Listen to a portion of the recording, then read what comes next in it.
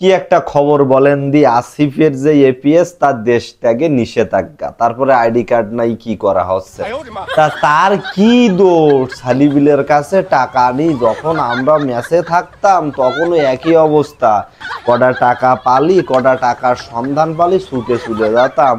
অনেক অনেক মিটিং মিছিলেও গেছি, যে দল করি নে সেই দলের মিটিংয়েও দৌড়াইছি একটা সিঙ্গাড়া খাওয়ার জন্য, যাতে ম্যাচে এক সাজের 15 টাকা বাইসে যায়। আর এরা তো অনেক টাকা পাইয়েছে, তা নেবে না তা কি? স্বৈরাচার তাড়ি দেছে ওরা, এবার ওরা স্বৈরাচার হচ্ছে, এটাই জগতের নিয়ম। তোমরা মাইনিয়ে নাও, মাইনিয়ে না নিলেই তো হয় না, মাইনিয়ে নিলেই তো ভালো থাকা যায়। তোমরা ধূর্তস কেন? ওরা এখন দেশ চালাচ্ছে, তা উগো ধুরিয়ে কিলা।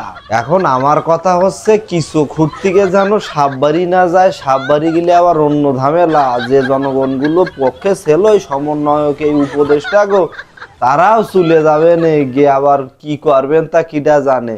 তোমরা এই 100 কোটি টাকা চুরি করিয়েছে, তাতে কি হইয়েছে? একটু আধটু ছালি বিলেই তো খাইয়েছে, মাফ করে দাও।